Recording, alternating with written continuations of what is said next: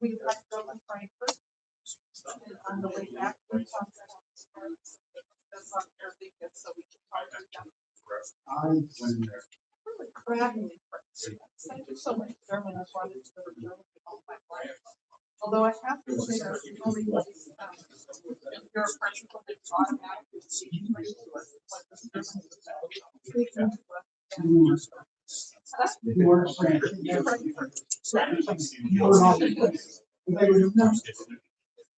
I think we were the part. And you know, and I was really disappointed because I have my college level. That was and I could not understand. I could read the signs, you know, like they were English, but I so it's like we looked at them blankly and then they tried to say, oh, English. No, every place else.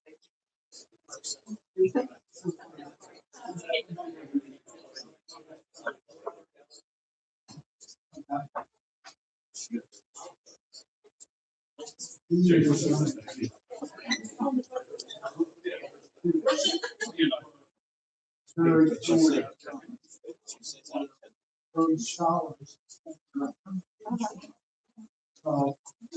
German very well. Yeah.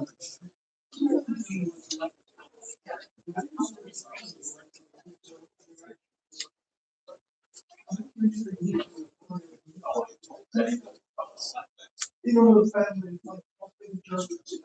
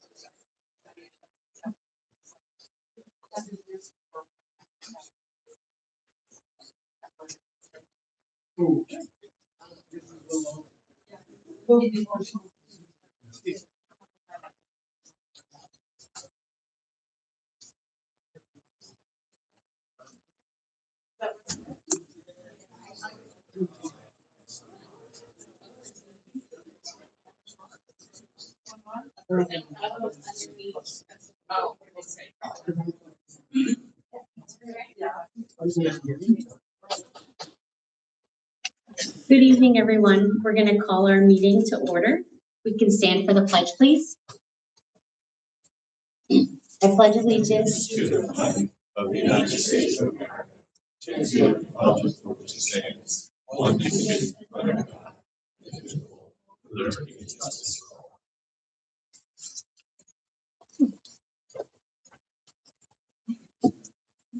This meeting is being recorded and live streamed through the Limerick Township YouTube page. You can receive important information and township alerts through Notify Me on our township website. Be sure to like us on Facebook and subscribe to our YouTube page at Limerick Township 1726. The upcoming data center public hearing will be here at the Limerick Township building June 16th at 6:30 p.m. In observation of Juneteenth, the township offices and public work department will be closed Friday, June 19th. We will be having an additional Board of Supervisor meeting in the month of June. So we have tonight, the 16th for the data center hearing, and then June 23rd at 7 p.m. here at the township building. In fact, they should be coming back from an Atlantic City bus trip this evening, but we still have coffee talk for seniors on Wednesday, June 24th. That will be at Arcadia at Limerick Point. And the topic is Limerick is 300. So if you have any interest, be sure to stop out. And at this time, we're going to go into our police recognition. If Chief Matalavich would like to take the floor. Thank you. Good evening, everyone. Tonight, we have an officer that had just recently completed 20 years of service. And we like to take these opportunities to recognize officers for the service that they provide us every day. When I get an opportunity to do this, I'm very proud because I'm very proud of our department and the men and women of Limerick Township Police Department. I couldn't ask for a finer group than what I have here, and they make my job easier. And tonight,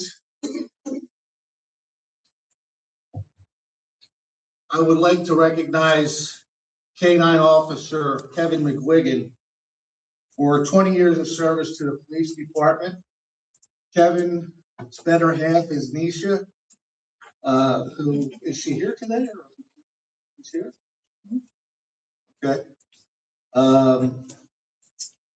This is Kevin's second K-9, Nisha. He used to work with Flynn, who had retired and unfortunately had passed on. But Kevin's pride and joy has always been the K-9 unit, and he does a fine job at it. And I appreciate the job that he does with the unit, especially since I had started the unit way back, I'll just say 100 years ago.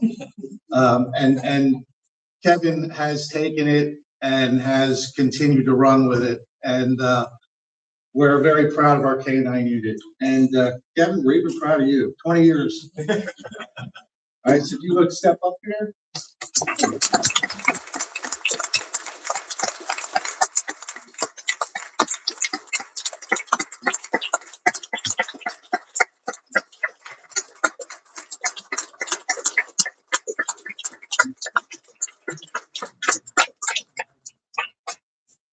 Thank you, everyone.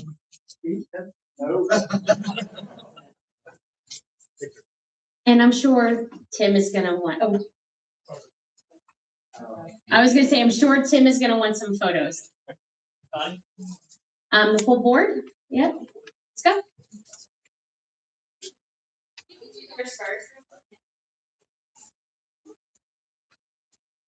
Oh, yeah, I'm not forcing you.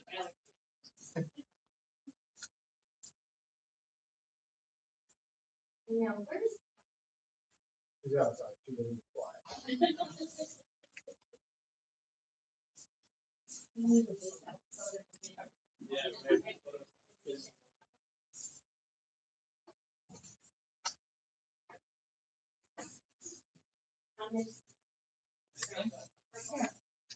Everyone's line over.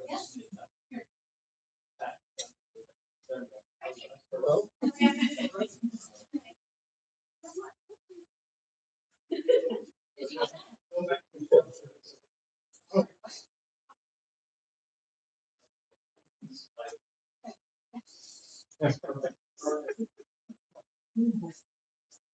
That's good.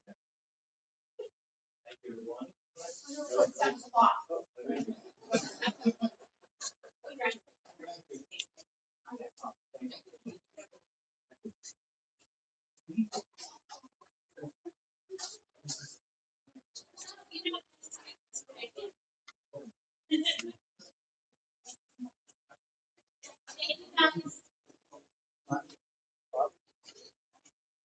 All right, and then we have auxiliary fire police. We have an appointment this evening. Regina Jaleski has, what? Jelsky, thank you.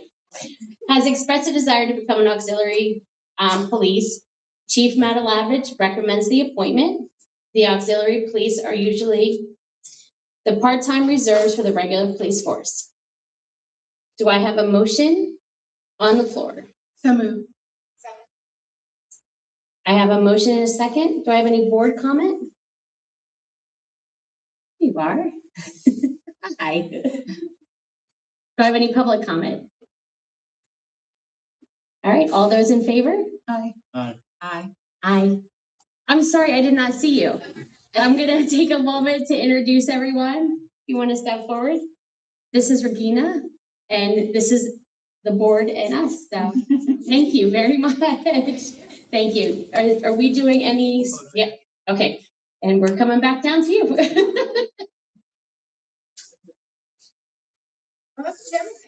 Oh.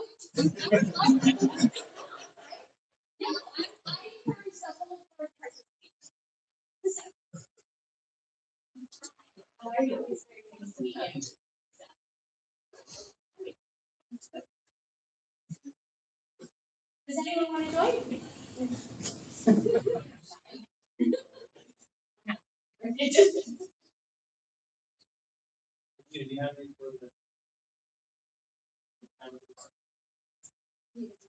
Or do you want in? They are. Yes.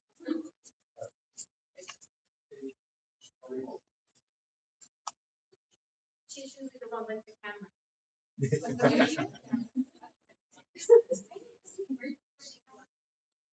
You're out there. Yeah.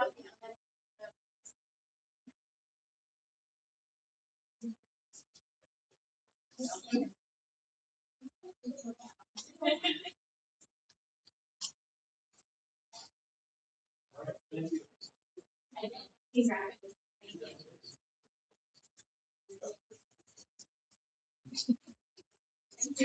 Congratulations.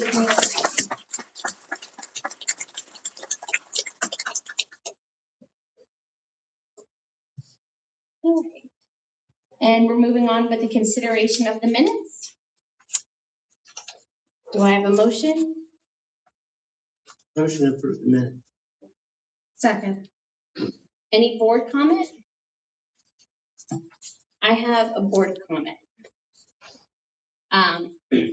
I didn't see that it was noted that we had an executive session that night, which we did. And then under the zoning hearing board, the final vote was to send the solicitor to oppose. Okay. We'll amend the minutes. All right. So any public comment on the minutes? Okay. All those in favor? Aye. Aye. Abstain? Aye. Aye to the amended minutes. All right. Thank you. Do I have any supervisor comments? All right. Moving on, we've got a motion to approve the bills list number 11 in the amount of $433,014.94. So moved. Second. Any board comment? Any public comment? Seeing none. All those in favor? Aye. Aye. Aye. Aye. Our monthly reports, we have the Treasurer's Office, Emergency Services Department, the Code Services Department, Public Works, the Police Department, and Park and Recreation Department. Motion to accept the reports for April. Second. Board comment? Public comment? All those in favor? Aye. Aye. Aye. And then we're going to move into our public hearing on the Verizon cable franchise renewal, and I will turn it over to our solicitor, Thank you, Madam Rebecca Chair. Kaiser. Good evening. This is a public hearing of the Board of Supervisors regarding cable franchise renewal for Limerick Township. This public hearing is held pursuant to Section 626 of the Federal Cable Act, which sets forth the process for franchise renewal. The township's current franchise with Verizon is within the industry norm renewal window, and the township is just now beginning the process of renewing the franchise. This public hearing is part of the preliminary portion of franchise renewal in which the township reviews the cable operator's past performance and identifies the township's future cable-related community needs. As such, part of this public hearing, we invite comments from any citizen who wishes to speak regarding either or both of the aforementioned subjects. Franchise renewal is the best opportunity for municipalities to assert their rights with respect to their cable operator and to obtain important benefits in return for granting the cable operator the right to use their public right-of-way. Such benefits include a state-of-the-art cable system now and in the future, strong customer service standards, free services to community facilities, better reporting requirements from cable operators, maximized franchise fees, public, educational, and governmental PEG channels if so desired, PEG cable support funding if desired, legal protections of rights of way, and finally, better mechanisms to enforce the franchise agreement. These are some of the potential benefits available through franchise renewal. Citizens may address these items or any other cable-related items that are important to them. Before we open it up for public hearing, this hearing was advertised as required in the Pottstown MERC, so I would just introduce that advertisement into the minutes. And with that, any residents have the floor if they wish to comment on the franchise agreement. And again, those comments will be shared with the attorneys that are negotiating, not myself, the Cohen Group, and they will share with Verizon and work towards negotiating a better contract on behalf of the township. I'm seeing no public comment on this. Any board? Board comments? I just have one on behalf of the administration to let the community know that in cooperation with the other municipalities who have joined up to with the Cohen Group on through the consortium, one of the efforts we're trying to get strengthened is if you drive around the township and you see where Pico will replace a pole, but the utility poles remain for year after year, and the telephone companies, the Comcast and the Verizons, do not change their wires over and eliminate those eyesores, that we're trying to strengthen the township, all townships' ability to enforce that. So we are trying, and our legal team is working on that. Okay, I will close the hearing then. I see no public comment. Thank you. Okay, and moving along into our subdivision and land development. This evening's action is the final plan resolution for Hawthorne Square. The board's substantive review of this project occurred during the preliminary planning process, which concluded with the preliminary approval granted on December 17th, 2025. The preliminary plan stage is where a board evaluates the overall layout, design, access, and compliance with township ordinances, and where significant revisions and conditions can be imposed. Many of the concerns raised by both the board and the residents were discussed at length during that time at review process. Tonight's review is different. The purpose of the final plan approval is to determine whether the applicant has satisfied the conditions established during the preliminary approval and address the comments of the township consultants, engineers, solicitor, and outside agencies. And with all of that said, I will turn it over to Chris. Good evening. Thank you. I'm sorry, Mr. Canavan. I go by either. Thank you Okay. very much. I appreciate it. Just as a brief refresher, this is the property that's generally known as 319 West Ridge Pike, includes along the frontage of Ridge, the existing Limerick Post Office, Platinum Plumbing, Expo Business Services, and Giamma Realty. Platinum Plumbing, the post office, and Expo will be staying. Giamma Realty will be coming down as part of our project. Site will include, we have purchased and own the Limerick Post Office property at this point, and then so that'll be a commercial site along with 51 new residential units. They are generally townhomes with, we can go to the next page if you don't mind. One more. Thank you. Along the frontage of West Ridge, predominant part of the development is to the rear of the site, and you do have one set of twins that are designed to keep in architectural compatibility with the other residential nature of the village feel. As I think this board is well aware, unlike previous applications I know we've represented, and you've seen a number in your MS zoning district. This is in your village commercial zoning district. Entirely different set of rules and regulations, much larger set of options for what uses can be within that area. So we did develop this with twins and townhomes in the area. We have received a final review from your township engineer, which we have satisfied the conditions. We're at the Planning Commission and received a recommendation for final approval. We have received our PennDOT permit. We expect our NPDS permit, if not tomorrow or the next day, any day now. And the only other than remaining permit issue would be the planning module, which is an item on your agenda, 2 more agenda items down that you will authorize so we can submit that. We would anticipate having that by the end of the month. And I'd be happy to take any questions or address any comments at this point. Does any of the board members have any comments at this time? I have questions. Connie, are you getting your questions out? I do have questions, but go ahead. You understand that I wasn't a part of the. Fully understand. just want to clarify what I remember. Sure. Is the road Limerick Road or is it? It's a private road that will be maintained by the Homeowners Association. But it is And built to the width of a 30-foot for Limerick standards. thank you. We appreciate that since private roads are difficult Challenging. in the long run. And I think the board even in December talked about how they don't appreciate private roads.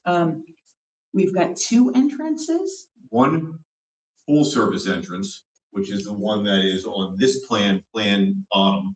And then the entrance near the post office, if you're familiar with that, will be a shared entrance for the post office and for Platinum Plumbing, and only an emergency access into the development. So it's a controlled access into the community.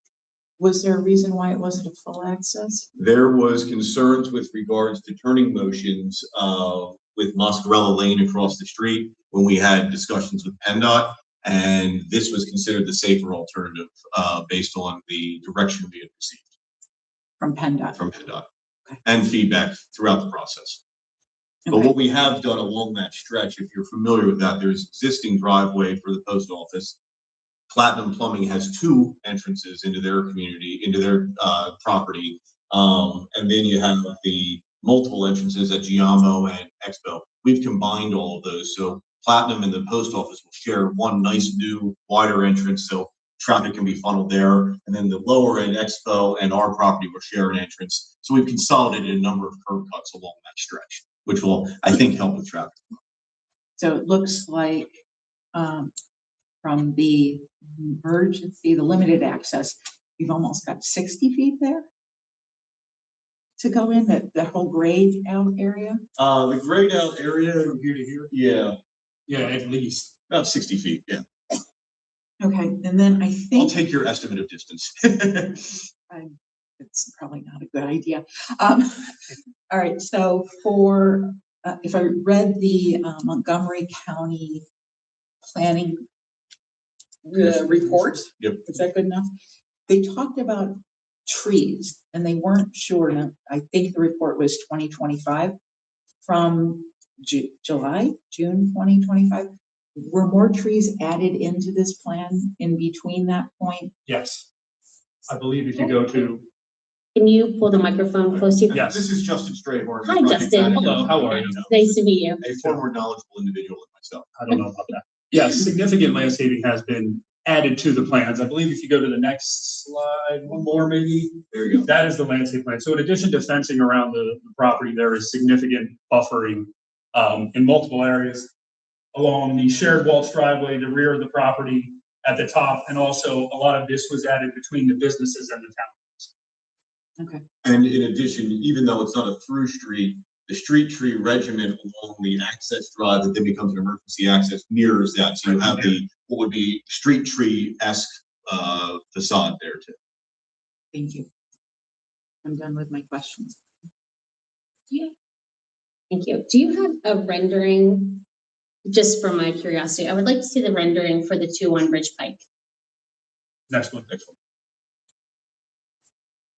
That's So- the Ridge Pike. Yeah, Yes. that's the Ridge Pike. And if you look at the adjacent Expo, and then there's a salon and all, they have a front porch. They have that clapboard style with the, pitched roof and window placement, which we took inspiration from so that we could provide a similar looking architectural aesthetic as you come into the village. And their setback is in line with those other existing homes, where the existing realtor office is set further back in the parking lot. This is in line.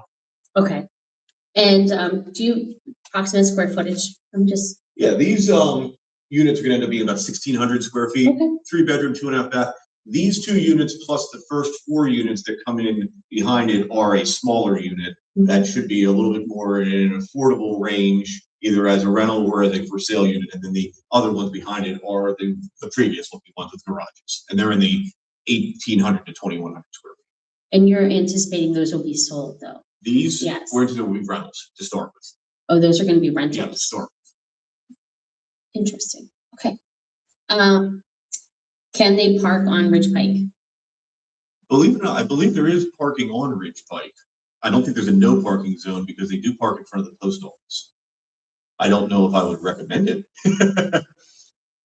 Does any traffic person know of I that? think the idea was to strict parking on the post office, so that you could have parking on that. And we're fine with that. So moving forward, it's gonna be restricted parking on that part of Ridge It's not a Pike. post office, not a business parking, it's And we're happy to go on either way with that. That's not, Okay. well, this is covered. That would be an action of this board to restrict parking on a public street. Parking along that section, when it's just. You just did? We just redid, Perfect. Okay. yes. So whatever that is, in compliance. So is that they can or they cannot? It's a PennDOT call, Okay, but we worked with them when we put the light in down the street. And when we restricted the parking for the residents that were right there off of the corner. mm-hmm. And that was the only place that was allowed parking because they have no other parking available to them. Okay. There's no parking the rest of the way down. So there'll be no parking in front of these units. Okay, as long as I kind of have a way of knowing what's going on. Okay. Why do homes 36 through 39 not have driveways? Again, because we are using the parking lot. We've designed those, again, to keep them a little smaller and without garages. Chris, can you use the pointers? Oh, I'm sorry. Here we go. Thank you. She's referring to these 4 units here. Just like these units don't have a driveway either. They were just designed as a smaller, less expensive unit without a garage and driveway. And then we would have surface parking as you would in, other types of communities like that. Are those rentals as well? Those would be rentals. Just these 4 and these 2.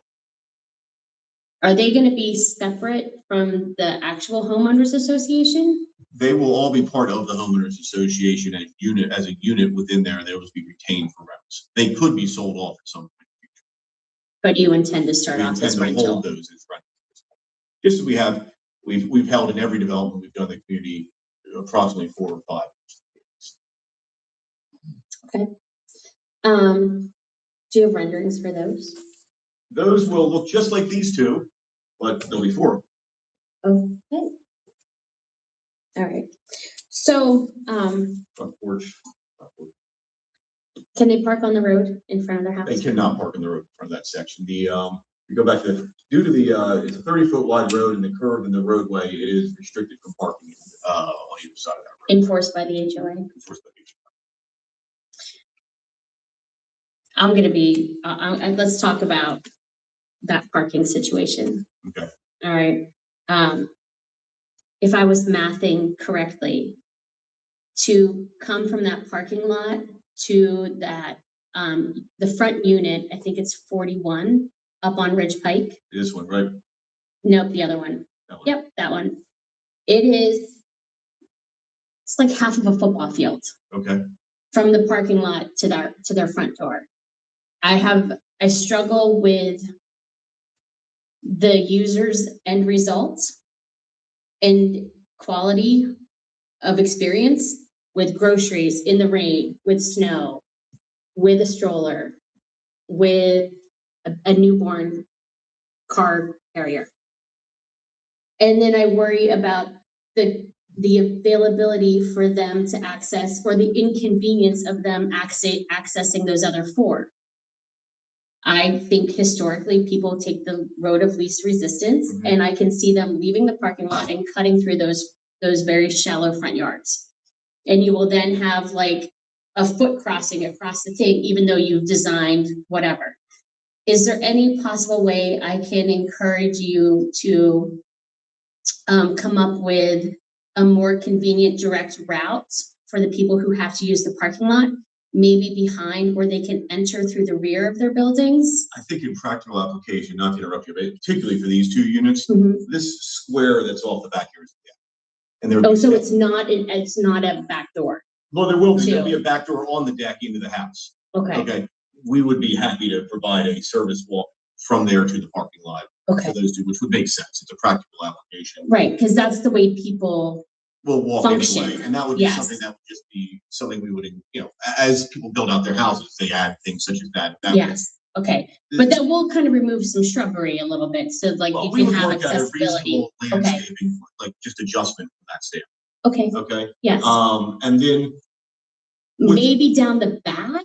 here's the struggle with this particular Okay. one. There's a pretty good, in order to get stormwater, this parking lot, underneath this parking lot is one of the stormwater basins.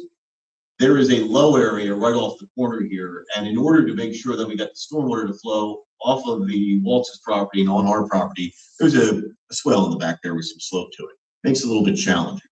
One of the things in looking at this that I've thought about is these units do not need to sit as far back as they do. They can be staggered as they, like when we do a plot plan, starting with this very end one, which is a long walkway to the sidewalk. And that's actually a huge one that I was thinking, like, no one's reasonably going They're gonna to cut it walk off. the way you want them to. We There. can stagger these on a step back basis so that they all hold. The one on this end is obviously fairly close. It's almost 5 feet off. You could stagger every one of those to be that as, it would actually make a more attractive streetscape, which would then encourage people to actually use the sidewalk.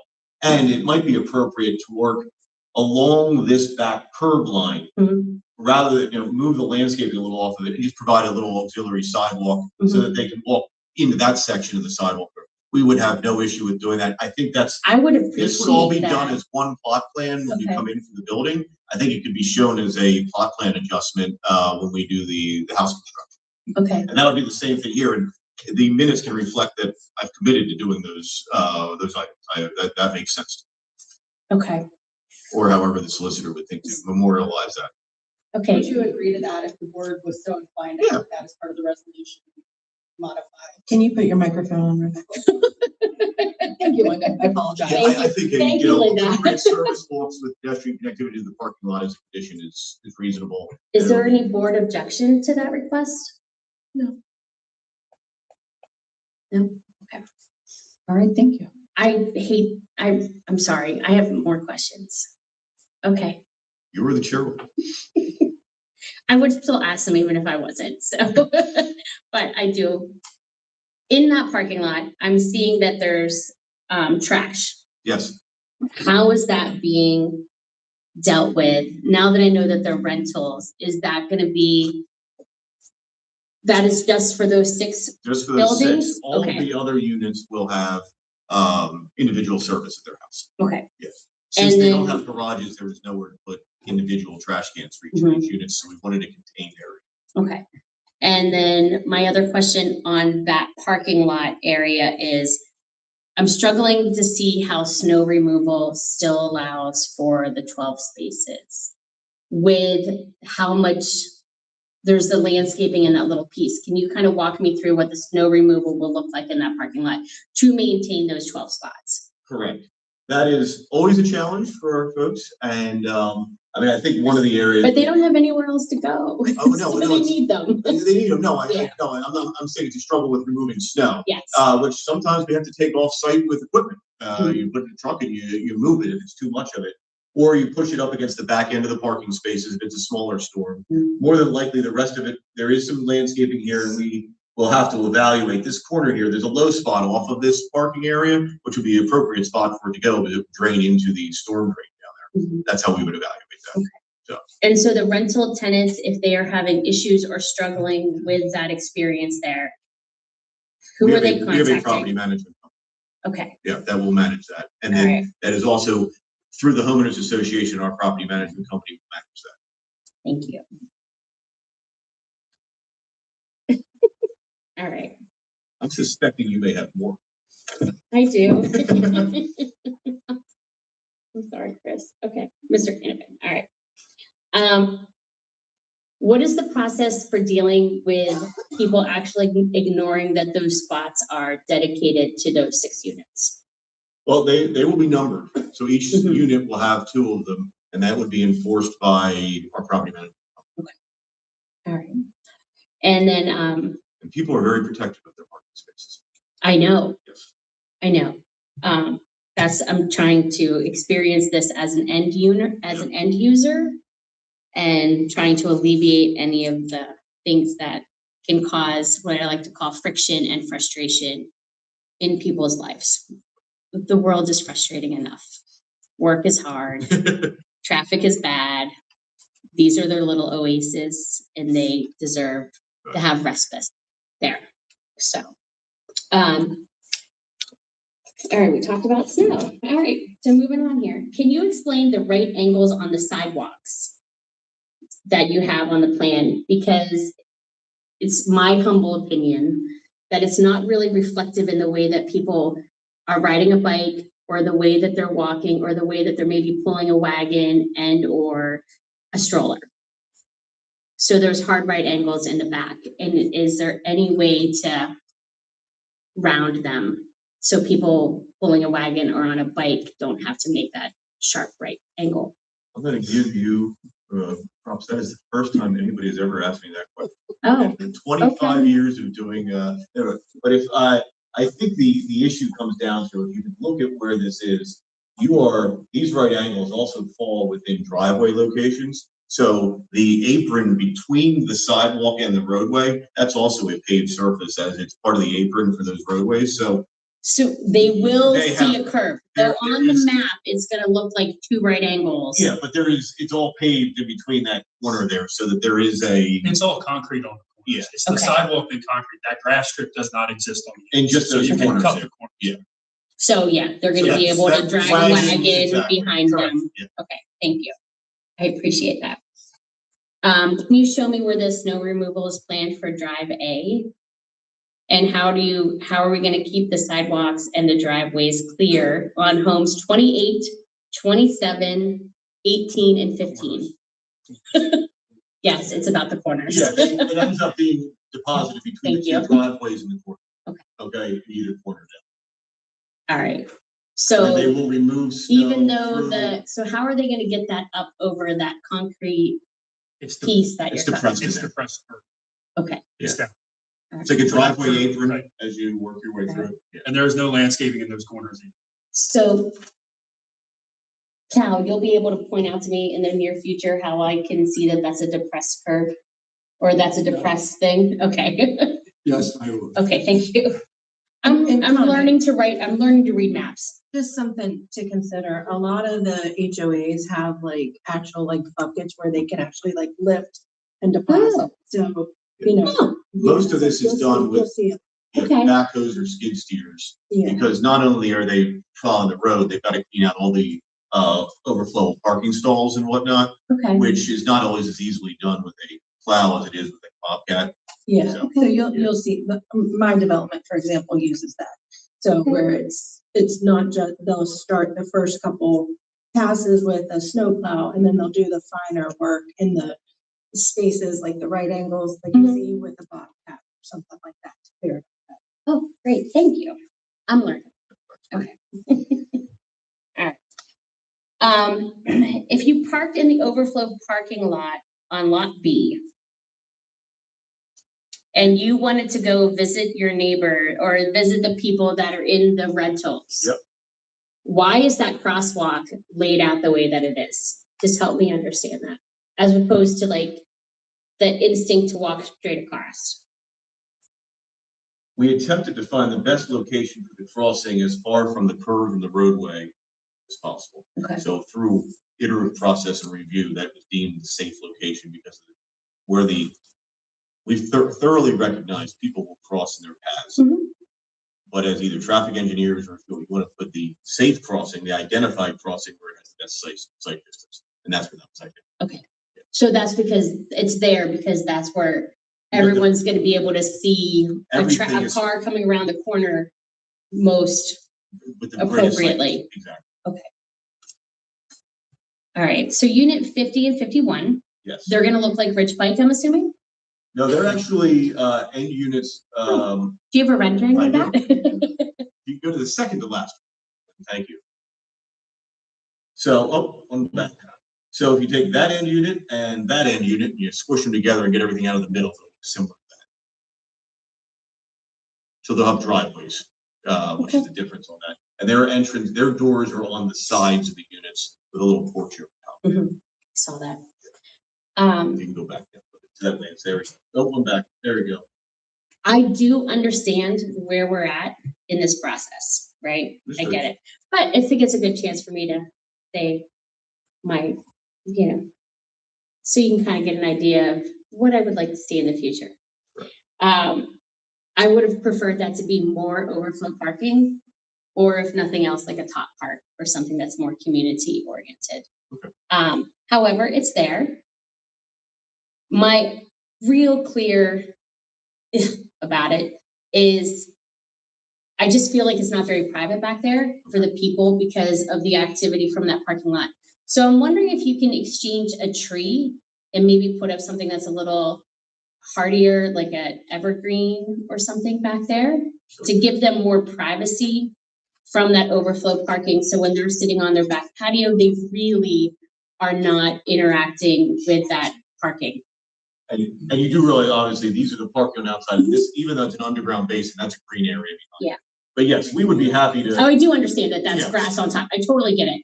But yeah, the it's area where right those here, patios are kind of facing to your credit to give them privacy. they face So- out now. But now they have a lot of activity there with that with those overflow parking. I feel like there's a lot of activity, and I just feel like if maybe a couple of different trees that were maybe hardier that gave them a little privacy, maybe that would be a possibility.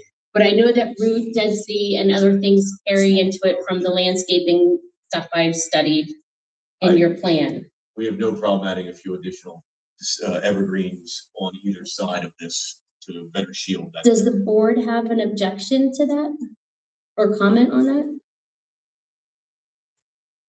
Could we, for the record, just state the number of those lots? Oh, it's 50 and 51. So that. Lots 50 and 51, adjacent to the deck, we will add additional Yes. evergreen Thank you. landscape. Just wanted to make sure that it goes on. And that's, Oh, no problem. okay, It's a good suggestion, and thank you. I have appreciate no it. objection. Oh, you have no objection or you I have do? no objection. Okay, all right, thank you. All right, Chris, I actually just want to go back and ask you about the lighting on the two front units, the two rentals in that property. Since you're going to change the walkway a little bit to make it a little more amenable for those two units, what are your plans for the lighting as well for them? oh, great question, Linda. Thank you. the units would have wall mounted lights at the doors, so that if you're in the parking lot has lighting, and then the back door of each of the units would have your typical sconce type light that's Okay. on the wall, so that there is visibility between the two pathways. It's not that long a pathway. Okay.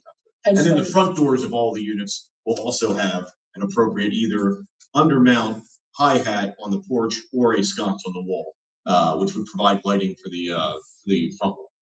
Fair enough. Thank you. I just want to make sure that was covered. Almost done. Can anyone explain, I mean, it could be staff, it could be Cal, it could be low pressure terminal clean out that's on the map located at 50 and 51. It can be you, I just don't know what that means. That is this site sits a little lower than the gravity sewer line that is in Ridge Pike. So every one of these units will have a individual grinder pump. And then they all pump into a low pressure sanitary sewer pipe. Okay. Starting with about 1.5 inches going up to roughly a 2-inch pipe. And then there are appurtenant structures and fixtures that go. Is there anything, go ahead. I was gonna say, it is low pressure because it is not a full system that's gonna pressure the flow for a long distance. This will only just give it a little push, and then it goes Into the gravity line, yeah. And that's all equipment that is below ground. If the resident in the future were to have an issue with that, how complicated is it for them to deal with that and handle that? Sorry, it is not complicated, and it's not a simple matter, but it's not that complicated, and the township has an ordinance for stuff. Oh. There's a grinder pump Great. operation maintenance. I did see maps on Yeah. grinder pumps in my map packet. And the grinder pumps Yeah. that we install are known as E1 grinder pumps, and they're about as simple to maintain as possible. Basically, you look at a piece of pipe that's put on its side, buried, and on a rail system, the pump system is on a set of rails. So if there's a problem with the pump, a repair person can come out, slide the pump out, unplug it, slide a new one back in, and take it back to the shop to fix. So Okay. we've been installing these for 20 years, and they're a very straightforward system. Okay. Do you have any driveways that are short and where cars can end up over top of the parking lot? No. Oh, not the parking lot, over There's top of some. sidewalk? Perfect, great. And we saw the townhomes. So I see a lot of the townhomes have decks, and I want to thank you for the little pieces of privacy that you have provided along the way on those decks. I really love the fact that I want people to be able to enjoy that space. However, on units 35 and 34, 31 and 30, 15 and 14, 48 and I'm going to 49. interrupt you because I know where you're going, and we put privacy fences up on one side. Thank you. There is Yeah. So something when there is that not a solid provides. wall in between it, there is a 6'5" privacy fence so that there is separation, so that you can enjoy sitting and having your barbecue and not have to share with your neighbor next door. Perfect. Thank you. Unless you'd like to. No, okay. And do the townhomes with decks also have ground level access underneath that, like into the back? They're all at grade decks, so there's Okay. no. Oh, they're not so walkouts. when There's you're no- seeing a deck, this is not. No, the deck's Yeah. only gonna be so many feet off the Off the ground. ground, Yeah, okay. this site is relatively flat. We don't have any of the walkout conditions that we do in some of our other communities. I know I've Just been not driving here. around Yeah. your specific Yeah. This one does developments not to have try to those. get a visual. Yeah. So, okay. All right. That is all the questions. Thank you very much. Okay. Yes, Jeff. Hi, Karen. How are you? Still here. Sorry, Karen. When you were chatting with the Waltz family. Mhm. What modifications did you make or didn't have to make because they were happy with your plan? Well, I think there's a couple of things they were concerned about. One of the things we were successful to do, there was a excessive signage along some of the property frontages out here that we were successful in helping to remediate location of some of those. We had also talked about making sure vegetation is clear out front here.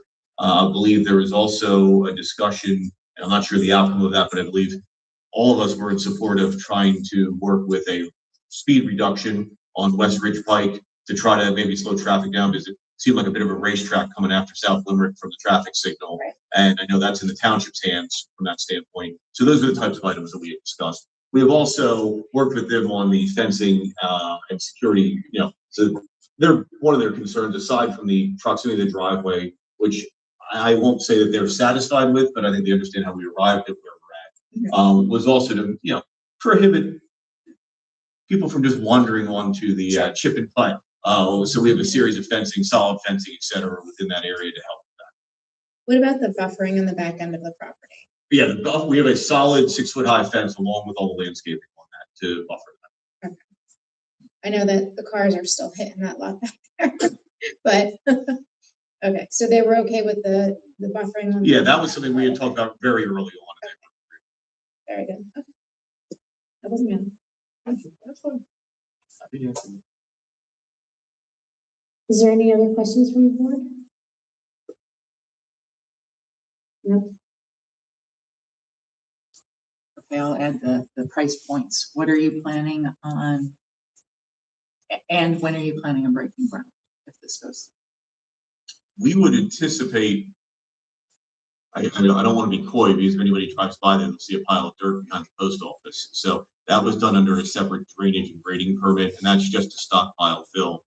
Due to the nature of this site, it is because of where the basins are, we have to bring some fill in to make the basins at the right elevation. So that's what we've done there. But we would need to, if this was adopted this evening, the next steps for us would be to submit the planning module, receive that. At the same time, we'll be working with township staff to get approved escrow numbers and developers and financial security agreements. All that saying, we should hopefully look to be breaking ground late July would be when we would think about that. If we were to open this project today, you're looking at price points that are in the low fives. And then the rentals? The rental units, when we're looking at those, I would say that we were probably looking at those being in the $1,800 to $2,000 a month range, which quite frankly in this marketplace is a little bit more achievable than some of the other rents we've seen. Truly. Okay. Do we have a motion to approve the final plan resolution for Hawthorne Square SLD project 25-02? So moved. As amended. Sorry. As amended. Thank you, Paul. Do we have any board comments? I have one set of comments, I guess. I think Limerick has enough townhomes. I think I've said that multiple times since January. I appreciate the more attainable rental properties, and certainly would appreciate more of the more attainable sorts of housing units. This particular plan, I would agree with Mr. Sparing and say there's a lot you've put into this plot of land that 1 or 2 units taken out probably would have been better. But that being said, there's nothing I cannot not approve this land development. So. Thank you. And not to get off, I have heard what you've all said at the board and future plans and things, all that. So understand it and recognize what your zoning is in place. And that's something that, it's a two-way street with regards to that. And, appreciate it. Do we have any public comment? Please step up and take, we need a microphone.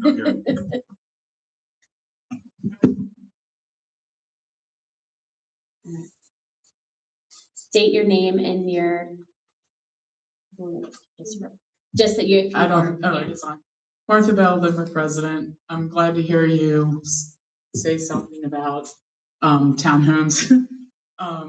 I think this is the 3rd townhome community where I've heard you guys talk about parking or lack thereof. I'm also very concerned about the traffic in that area and how people are going to be getting in and out of that area, because if you drive that area on a regular basis, Limerick Veterinary Hospital,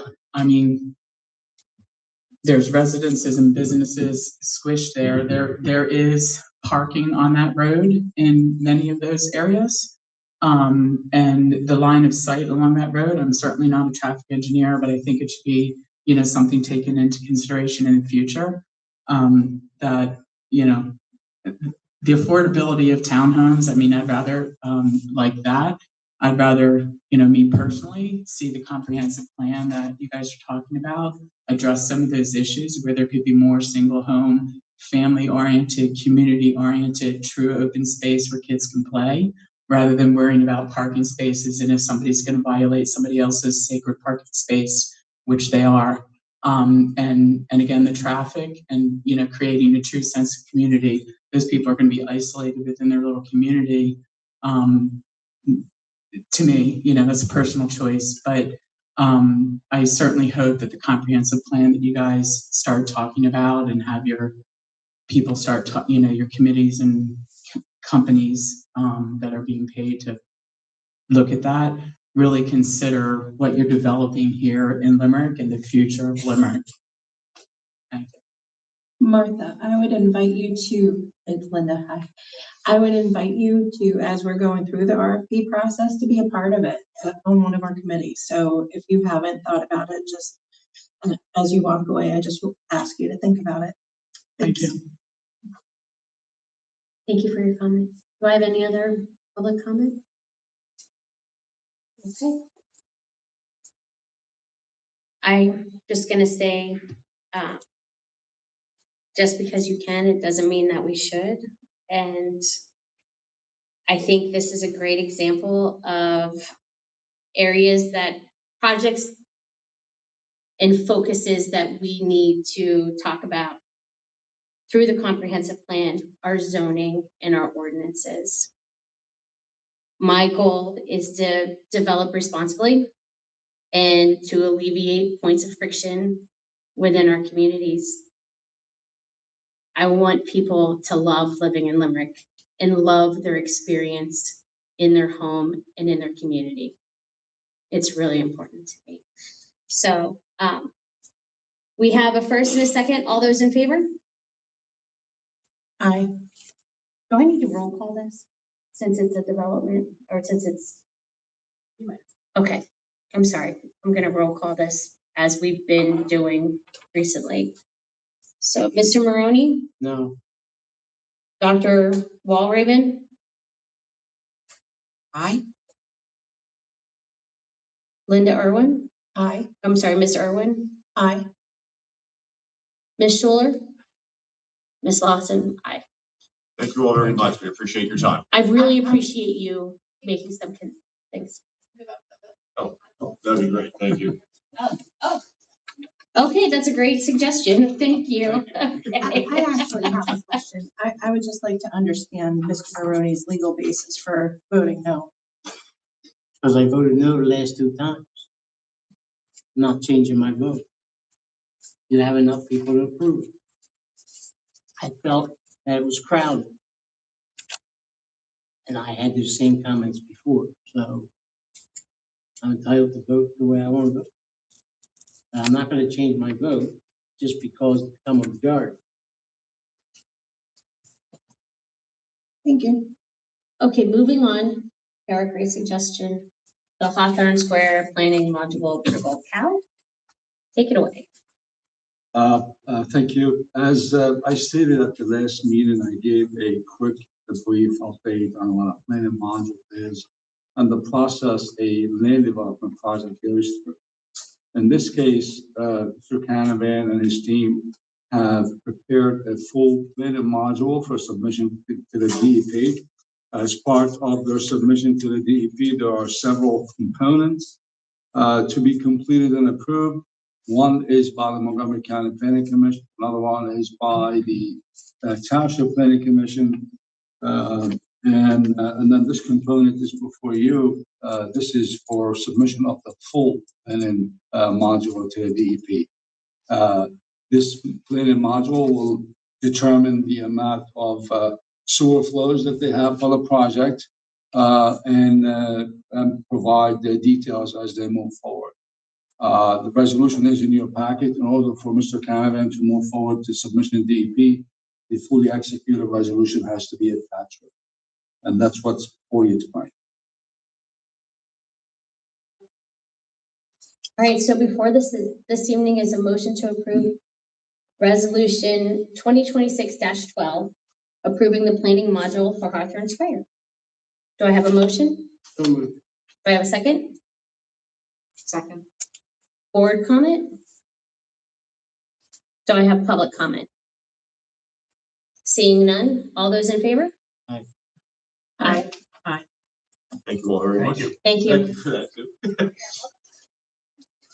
Have a good evening.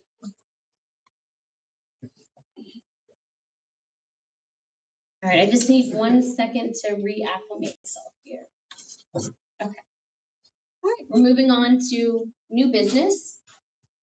And we've got the disposal of the asset K9 police car. I'm going to turn that over to our township manager, Dan Kerr. Yes, we have a police car that was set to go out of rotation based on the current year budget. Normally, we would put these vehicles to a municipal auction. Under the second-class township, we are permitted to sell such assets to other similar municipalities or ambulance companies or similar type of organizations. So, which was East Lansdowne purchased one of our K9. It was a K9 vehicle, the last one. It was, yeah. So they bought one of our K9 vehicles a year ago. They reached out asking if they could take our other one off our hands. So similar to what we've done before, we're just asking for a motion to the board, from the board, to approve the disposition of this vehicle.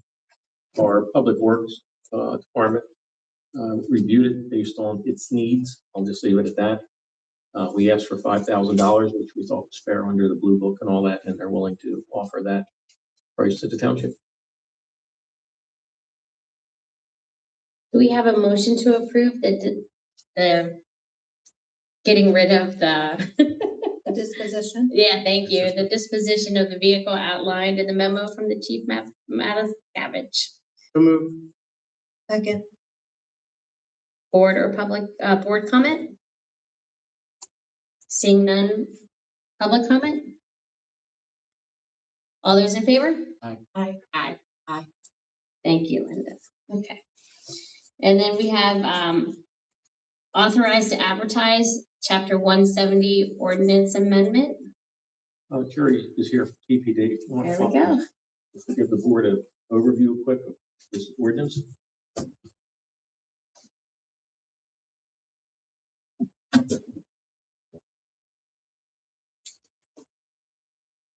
So there's 4 parts to the ordinance. Can you slide the microphone a little closer to you? Just Closer? because, Sure. yes, thank How's you. that? So this is for repealing the left turn prohibition on Station Avenue at Main Street. It's no longer needed now that PennDOT has widened Station Road as part of the culvert placement project. So now trucks are able to make that maneuver without impacting the guide rail. Second part is Knifer Road. It's an engine brake restriction. That's when trucks use the engine retarders to slow them down. PennDOT did a study and they have approved that request. So with the ordinance, the township then can post the signs properly to restrict that. Third part is Buttonwood Road. It's no parking located between the 2 intersections there as you enter the development. It's because residents are waiting there for the students to for the parents to pick up their students, their children, and it's blocking the main access to the development. South Limerick Road, no parking along Ironwood frontage. There's some new residents who are parking along the site frontage there between the road and the trail, and this would allow the township then to post no parking signs in that area. Just a quick comment for Buttonwood. Can we change that to drive, please? It's Buttonwood Drive. Is that how it's written in the ordinance? Buttonwood Road. Okay. Correctly. Yep. Let's see. Yes. We'll make that We'll change and make that's sure that correct it's before we advertise. correct. Or The correct version will be sent to both paper and advertised appropriately. And just to clarify, that restriction is between Limerick Center Road and Bayberry Drive. So it's just that small stretch there. And I'd like to add, I think that's already striped out. The curbs are painted in that area.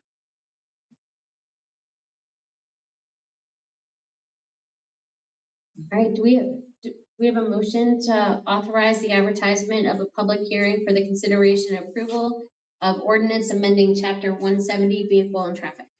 So moved. Second. Any board comment? Do I have any public comment? Seeing none, all those in favor? Aye. Aye. Aye. Thank you. Thank you very much. And then moving on, we have the annual MS4 report, and I'll be turning that back over to Cal again. Thank you. I'm going to read the following statement, which we do on a yearly basis, and we have for the past 8 years. This update will be included as part of the submission to the DEP in 2026. The township's MS4 permit became effective on March 16, 2018. Year 8 of the permit ends on June 30th, 2026. However, the DEP has administratively extended the MS4 general permit again for the September 30th, 2026 deadline for the new permit until permit reissuance. DEP has not provided a date at this time, as they are still revising the new. A pollution reduction plan, also known as PRP, is required as part of the current permit. The PRP requires a 10% reduction in sediment in the unnamed tributary to Procurement Creek by September 30th, 2026. The township proposes to meet this requirement through a basin retrofit in Bradford Woods, which we have completed successfully the past few months. The basin retrofit in Bradford Woods has been completed, and as-built will be scheduled to be completed as part of the submission for the annual progress report due on September 30th, 2026 to the DEP. There are 6 minimum control measures required to be met in compliance with the MS4 permit. By the way, MS4 it stands for Municipal Separate Storm Sewer System. These measures are public education and outreach, public involvement and participation, illicit discharge detection and elimination, construction sites runoff control, post-construction runoff control, and lastly, pollution prevention, municipal good housekeeping matter. Stormwater information is available on the township website. The township has also partnered with the Procurement Watershed Conservancy for educational material and outreach opportunity. All stormwater outfalls in the township are required to be screened once each permit coverage term. Again, this update will be included as part of our submission to the DEP. Okay. Great, thank you very much. Does anyone have any questions or comments for Cal? Okay, perfect. Is that okay? Sure. Just come and take a microphone. Thank you.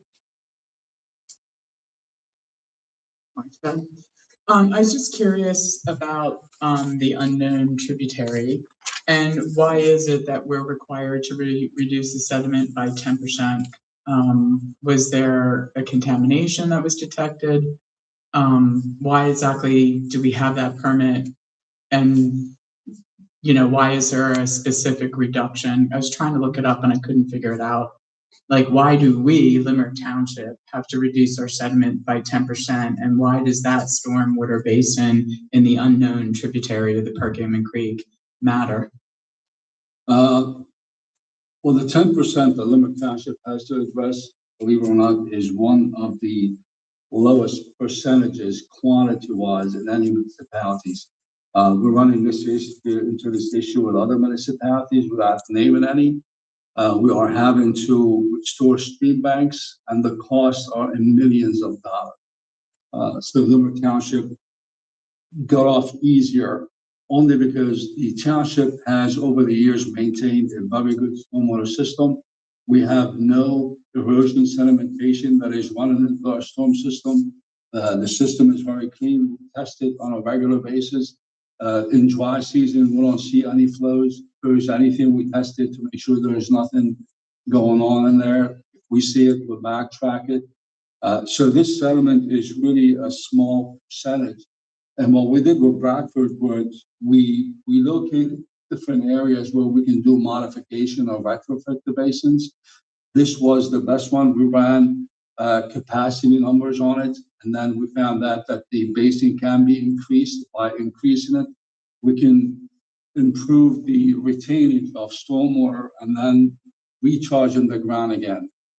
So that system worked out fine for this.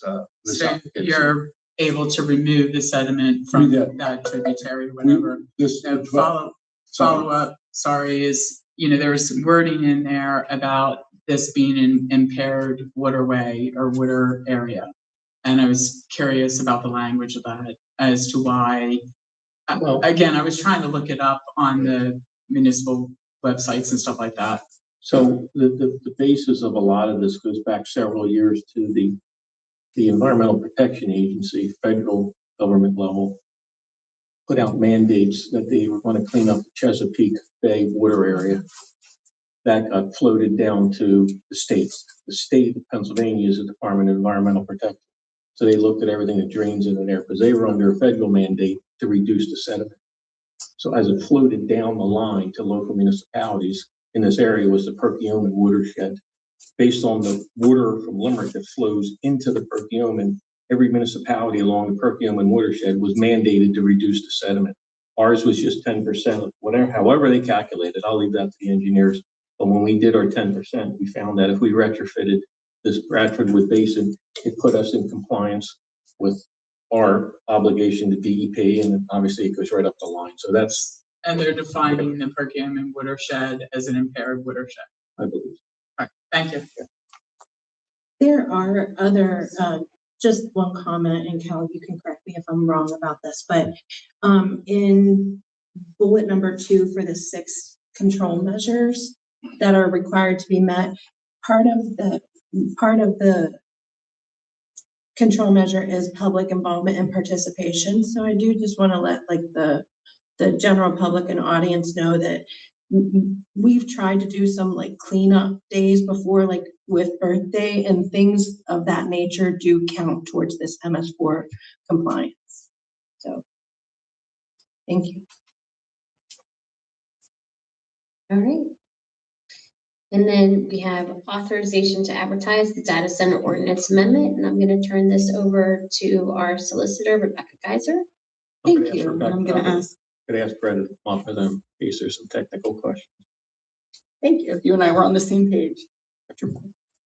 Staff and township professionals were asked by this Board of Supervisors, as well as the public, to review and draft amendments to the current ordinances that we have in place right now regarding data centers. As you've likely heard us reference before many, many times, there are now 2 pending conditional use applications. No modifications to a data center ordinance will have any impact on these applications. It would be grandfathered in. And that's the way the MPC and law in Pennsylvania operates. However, we thought it was a prudent time as data centers are developing and municipalities are learning more for us to look at our own, in the event an application was withdrawn or if another application were to come in. So Greta and I have worked to draft revisions, which we're sharing tonight with the Board of Supervisors and the public. Again, other staff at the staff level have reviewed it. The board hasn't really had an opportunity to discuss or digest. That's why we're here tonight. The process would be, if the board wanted to move forward, it would be review by the Montgomery County Planning Commission, a review by our own Township Planning Commission. This is a zoning ordinance. A public hearing would need to be held that would be advertised. The ordinance would be available at the Township Building, at the Montgomery County Law Library, as well as the paper. And I know Greta is going to go into some more of the details, but some of the sources that we looked to was Loudoun County, Virginia. They have a lot of data centers, and they've been revising their ordinances very recently with the latest data that they've received, the latest studies. We've used a lot of their resources. The Montgomery County model ordinance that was released about a month and a half ago. We looked to the Food and Water Watch model ordinance that was provided by some residents. We took feedback from various community members that we've gathered over the past 5 months. And we also have Shamokin, which is a town in Pennsylvania that has a very comprehensive ordinance that incorporates a lot of interesting thoughts that we hadn't looked to, and some of our other ordinances haven't, but we incorporated that as well. So with that, I don't know if it's easiest, Greta, if you want to go through the different sections, what we were asked to cover. And Sure. Thank you. Can you hear me? Good evening. Greta, do you want the map? In a minute. I think would also want to give for the new board members and the public just a bit of a larger background and going back to 2023. In 2023, the hottest topic was logistics centers and large trucking facilities. And at the time, we had 2 very large applications in the township for logistics centers that were active pending land development applications. And in the beginning of 2024, we were approached with, isn't a warehouse isn't a data center a specialized warehouse? And at the time, we had no definitions for warehouse, no definitions for data center. And as the zoning officer, I put an opinion out there because we had no definitions for data center, that the closest definition there was a warehouse, meaning that any warehouse in the township or anywhere a warehouse was permitted in the township would be permitted to use as a data center. And given that that was an emerging technology at the time, an emerging concept, we put together 2 ordinances, one in the HI district and one in the LLI district, to accommodate for a data center use in the township. And at the time, we had relied heavily on Loudoun County, Virginia. because they had data centers in their area for quite some time, and they had a robust ordinance. The two ordinances that were put in place in 2024 relied on the known data that we had at the time, which was information coming out of Loudoun County, Virginia. And then with this update, Montgomery County provided some model guidance in April of this year. And there's emerging technology since then that we believe with this data center update, this data center ordinance update, maybe one of those things that you're going to be seeing probably about once a year or so as the emerging technologies come about. We're going to make sure that we're adapting the most recent technology and ordinances available to accommodate. So I have a general memo. I have a full ordinance that you have in front of you, but a memo that summarizes these updates. There's two categories. One is updating what we already have with additional standards, and the second one is adding new provisions. Most of this is relying on Montgomery County's model ordinance. When asked to take a look at this, one of the things I did look at, and this is with Glenn, if you'd like to put up this map at this point in time, what holes, as I've seen things happen, what holes do I think are in the current ordinance now that, you know, we've had it and we've been looking at it. And one of the things that our current ordinance allows, and this is in the LLI district, it says that there can be an assemblage of tracts put together that allow for the data center use as long as there's a portion of the tract within 3/4 of a mile from the intersection of Evergreen Road and Lightcap Road. And on this map, Lightcap Road is right there, the outlets are right there, and Evergreen Road is right there. And so the current ordinance has 3/4 of a mile. A piece of the land within the tract for a data center has to be within 3/4 of a mile. The LLI district, as you see on this map, actually is that light green teal area. It runs all the way down to the river. So credit is the yellow line, those 3/4? So the yellow line is the current ordinance. It says that a portion of that tract has to be within 3/4 of a mile.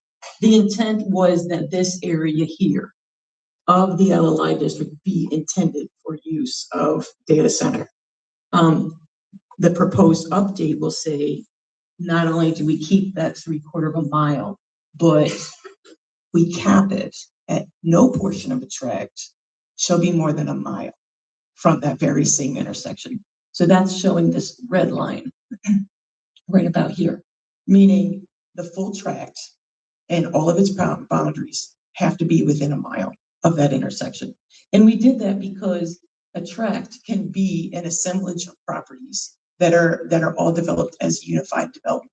So a developer could go knock on doors and start, you know, buying up a tract and buying up the neighbor tract and buying the neighbor tract, with the idea that there could be, with the right person knocking on doors, a collection of land assembled that could occupy all of the LLI district, and we had never intended for that. That's why we're proposing the cap. Just to clarify, it's the teal, the greenish. So the LLI district is the zoning district within the township that is this teal line. Got it. Here. And this dark line here is HI Energy District. This is all owned by Constellation Energy. Constellation Energy not only owns that border, but many of these properties right in this whole area here. So we were intending to keep that border to be where it stays and not necessarily fall down into the heavy residential area of that district. So that's the first update. Question. Go ahead. So what's the advantage of making the red lines as opposed to the yellow line? Wouldn't the yellow line make it smaller? So the yellow line is a portion of the tract has to be within that distance. The red line is that no portion can go beyond that distance. So it simply caps it. One says a piece of that land has to be in the district.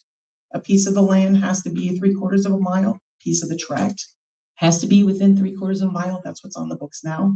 The second provision of that ordinance will say at no point can any portion of the tract be more than 1 mile from that same So, Okay, so it end caps it. The red line encapsulates everything, so it can't go down into further of the field. Correct, Okay? correct.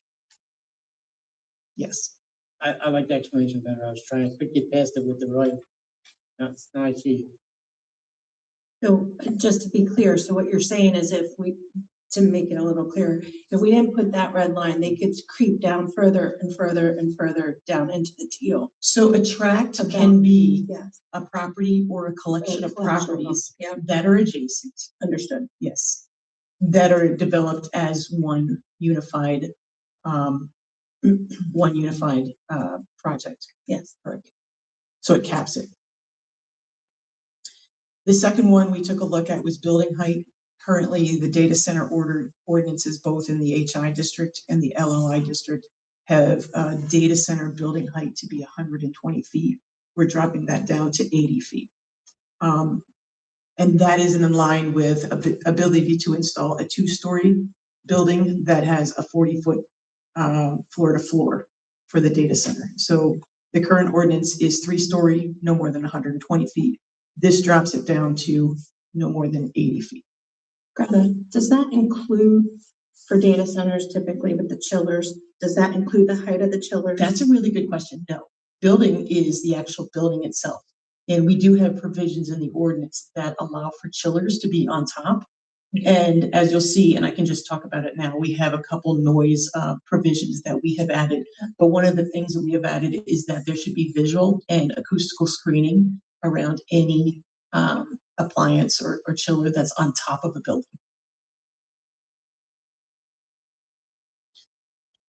The third item that is a general update is the setbacks from adjacent to an existing residential occupied property.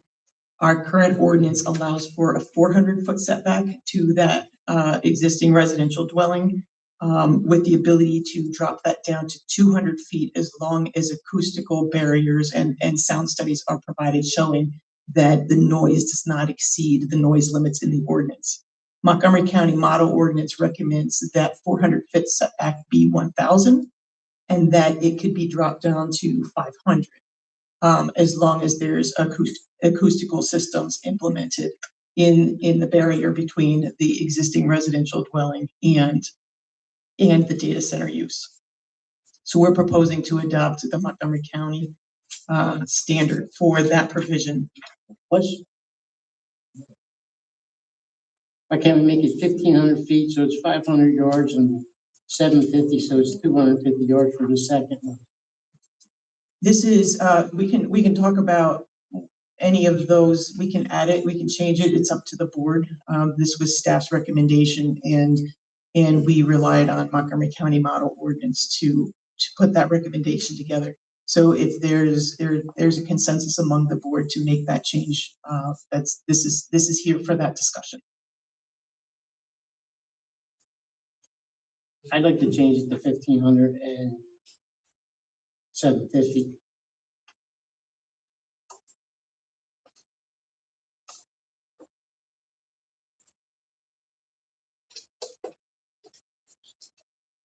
I put it in yards so you can visually picture 5 football fields or 2 football fields.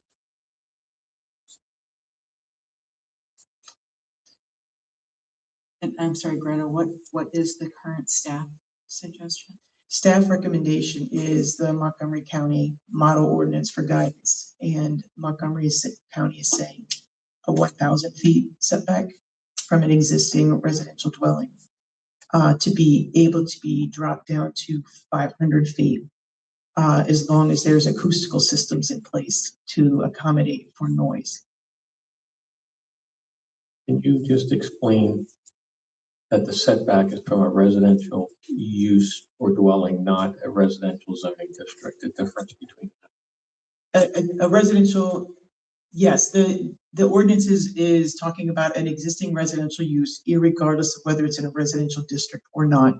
And that is to protect existing residents who may be located in the LLI district. It's a protection for the existing residents. Because we've got several homes. We do. So the acoustical requirement is still in place currently. It's just if they want to be at 200 feet setback, they have to show the acoustical requirement. they have to show at the property line for wherever they put it. Irregardless of the setback, they have to show that they meet the noise ordinance at the property line. But this takes into account setback. So not only do you have to show that you meet the noise ordinance at the property line, this is saying where you can set the building with respect to the property line. So our current ordinance says 400 feet, unless you want to provide sound barriers, you can go to 200 feet. Whether it's at 200 feet or 400 feet, they have to show that they meet the sound requirements of the ordinance at the property line. And the property line is the person's residential house property line, or is it the data center? It's the data center. When you're showing that you meet the noise ordinance, you're meeting it at the property line of the data center. When you're looking at the setback goes to the use. And the current is 500. The current is 400 feet, but it can go to 200 feet as long as there's additional acoustical systems installed.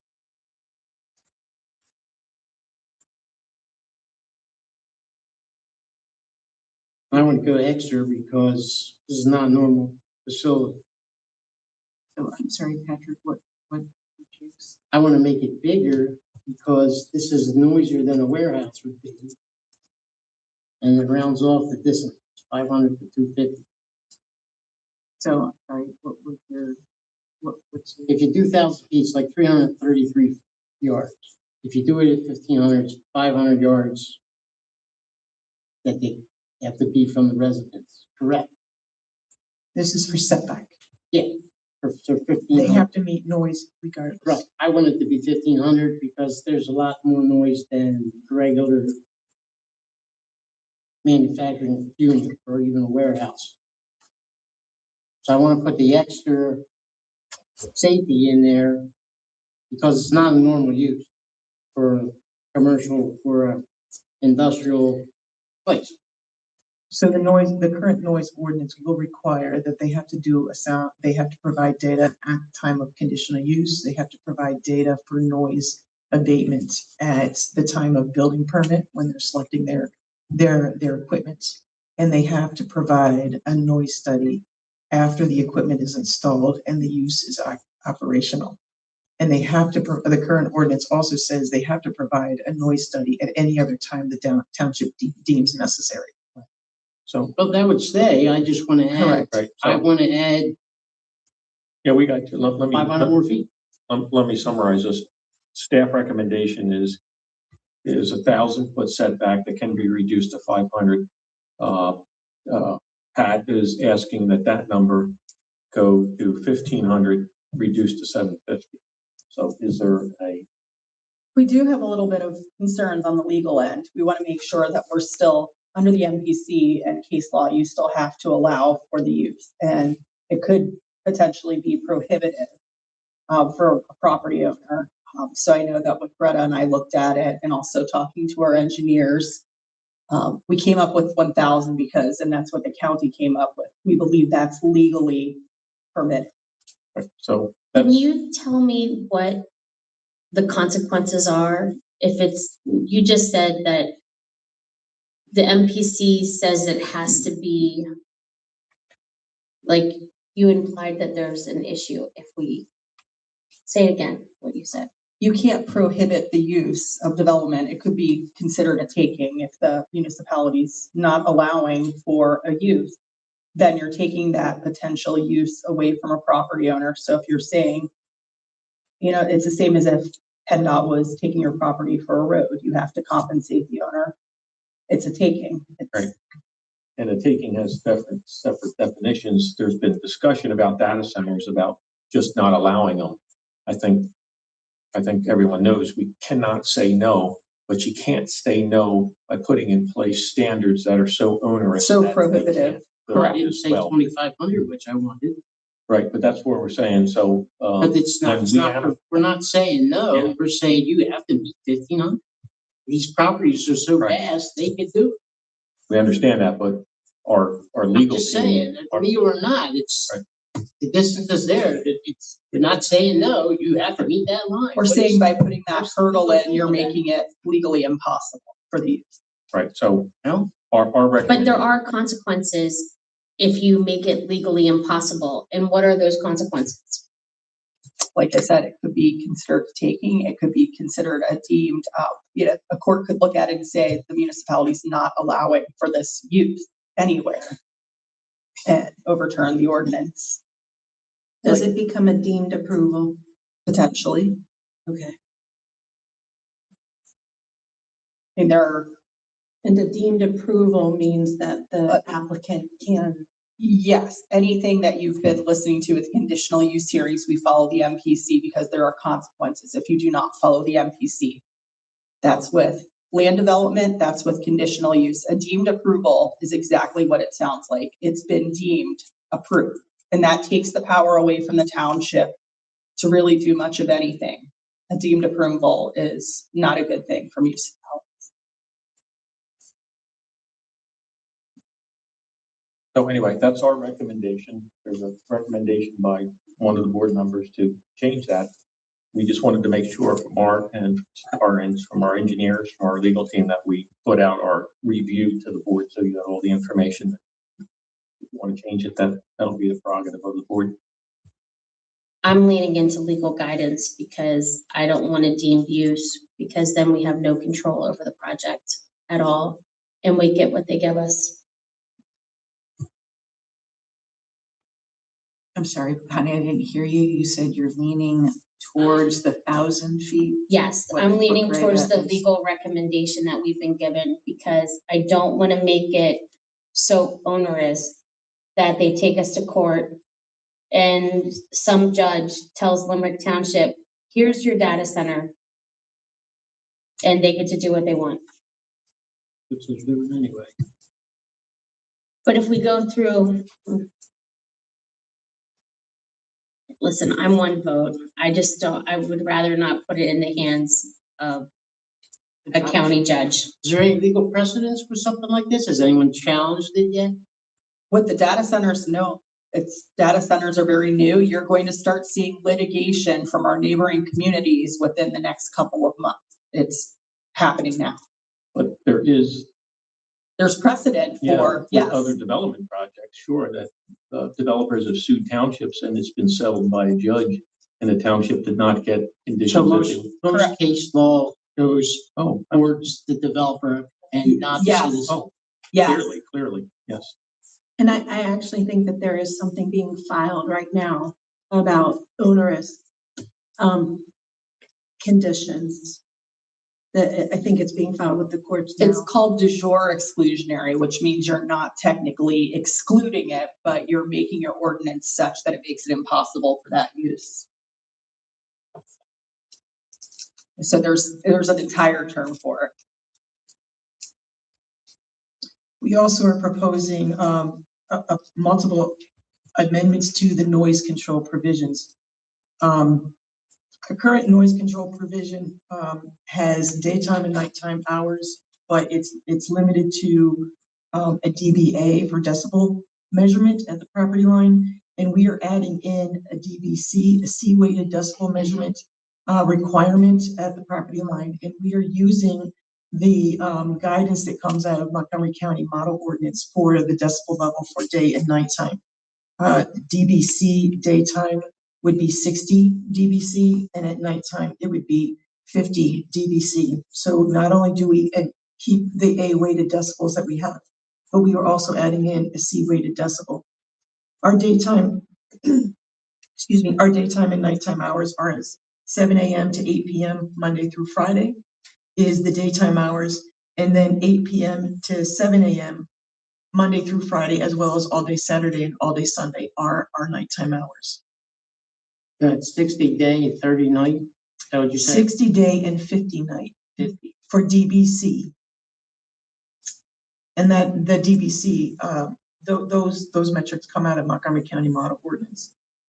We are also removing the exclusion from the noise study that says that emergency operations are exempt from the noise study. So at this point, this ordinance will require that noise is mitigated even when all generators are running. So they have to show that they meet the noise study with all generators running. Our ordinance basically has, I told you before about when the sound studies are required. They're required at conditional use, sound studies showing that they meet the noise standards. They're required at building permit time is the second time that the study is required when they're selecting the equipment. They're required on startup, and the current ordinance says it's also required at any point in time the township requests. An additional provision has been added that says it would be required to have a noise study done every single year after operation. So the noise study would be submitted annually. Is there anything in there about if they fail to meet the noise study? There is, so when you fail to meet the noise study, so we added it annually because that means there's going to be operationally a vendor in charge. And that way it's going to be something that's more on their radar than if we ask for it one time when there's an issue, then all of a sudden they're like, who. But if we say annually, it is required. It's going to be something they put in their operations plan. It'll be put in their startup plan. It'll be a vendor that they have on retainer to do that. And it'll be somebody who then is on point at the campus or a consultant at the campus who is paying attention to when new equipment comes online, because that's when you're going to see a change in the noise is when equipment is switched out. Okay. So I think one of your questions may be the enforcement provision. We are, whether you or Rebecca can answer that, I believe we have enforcement provisions in our codes and ordinances, which are capped based on law that we can or find each there. It's like, I believe. Correct. We do have enforcement provisions. They're the standard for enforcement provisions that we have for every other use. If they violate some section of our code, we can have every day as a separate offense. We can cite every section of the code that they're in violation of as a separate offense. So there's teeth. There's some sort of. There is teeth, but the reality is you don't really want teeth as much as you want compliance. Correct. Adding the annual requirement is, I think, going to be something where then somebody on campus is. Correct. That's with all of our township ordinances. The goal is compliance. Correct. Is there any way that you could put a noise control barrier as required? Not just a fence, a barrier all around to prevent the inside noise from coming out. So how the noise ordinance works, it says you need to comply with this standard, and they put what they think is going to work, and they have to show that what they put will work. We don't necessarily specify the end product. We don't specify the make or the material of what it is they're doing. We specify the criteria that they need. As long as it keeps the 60 decibels in. Correct. As long as they're correct. Right. They can specify any method or material that's on the market so they choose to use. They would have to prove to us before they start deciding whether I want to put up a fence or want to put up a barrier, whether it meets the thing. I was just trying to hit it in the middle and say, hey, the biggest complaint is noise. So let's prevent the noise immediately. Can we do that? That's what the ordinance says. The ordinance says I think honestly, putting in the C-weighted decibel is going to get rid of that low level sound that could be a continuous hum that can be, okay. I'm just asking questions. Right. So, and it's measured at the property line, but when I'm hearing of what the concerns are, one was that how do you accommodate for that low hum that could really just be a cause of frustration for some people, and adding in the C-weighted decibel, I believe would accommodate that. And that's what they refer to as the tonal noise that a lot of people don't realize, but it's called tonal noise. That's that C-weighted. It's that low level hum. Yeah. One question I had was, in the event that there's a complaint from a resident about noise, seeing as how we have, you mentioned that whenever we deem it necessary, does that include or encapsulate complaints from residents? And is there something that needs to be provided? And can it be an independent person, not appointed by, or not a vendor used by the data center, but So how the ordinance is written, and there's very specific terms, but it's not that they submit just a report. The report has to be reviewed by a township professional that is independent, and the township professional has to say, yes, that is in line with the report. For example, and this is in the current ordinance, they would submit a sound study conducted by a professional acoustical expert. And that sound study has to be approved by the township's professional acoustical expert. So it's not just they submit a report and they're done. It is that they submit a report and our professional concurs that it is meeting all standard methods means. Thanks. Is there anything preventing us from requiring them to do the sound barriers that PennDOT's putting along 422 right now? How the ordinance works is we set the standard and they tell us how they're going to meet that standard. We can't dictate material. We cannot. So it can be a combination of trees, shrubbery, berms, et cetera, in addition to building walls, whatever gets them to that abatement of the noise. They can propose whatever they want to propose, and they have to show that they meet the decibel weighted requirements that are in the ordinance. Yeah, thanks.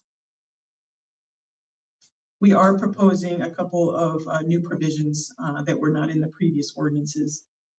We have four new areas. One is cooling technology. We're requiring that closed loop system be utilized for the HVAC systems. In addition, with that cooling technology, that they would also submit a drought response plan, and they would provide a wastewater disposal analysis of how the switching out of the cooling technology, how it's disposed of when it's reached the end of its life cycle. Question? Yes. I would like to make it that they have an on-site mitigating whatever, clean it up before it goes to the sewer. Want to do that on site? Yep.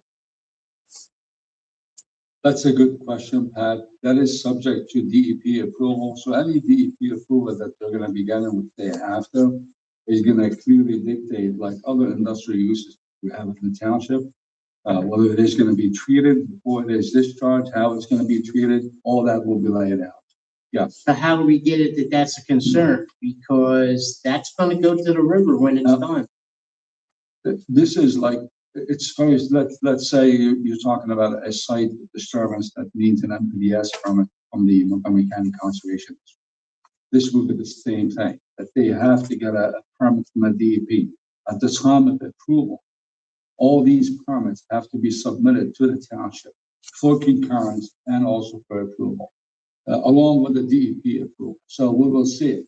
These permits will have to be updated on a yearly basis.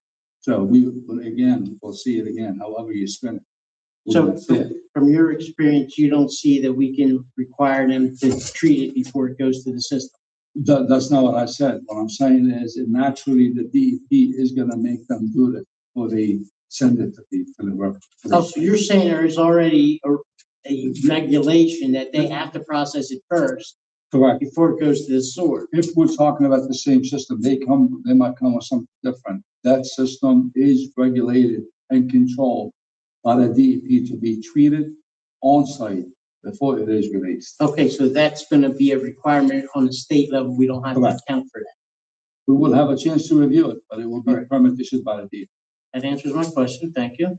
You're talking about sewer system, the water that's going into the sewer system. Right. Right. So I want to make sure that all the I'm toxic and forever chemicals are out before it hits the river. So when the township owned the sewer system, we had industrial users here who, for anything other than just water that they said they were putting in there, going back to what Cal said, we as a township were obligated to have this industrial discharge permit where they are required to treat all of that before it enters our sewer treatment plant, because any anomaly that hits all the chemicals that are in the sewer treatment plant blows it out of proportion. That is all DEP regulated. Aqua is, who owns the sewer system now, is clearly going to make sure that before they put any water into the Aqua system, they're going to verify, because if their treatment plants get messed up by what's coming out of a data center or any other industrial plant, Aqua and the state is going to have a huge issue with that. So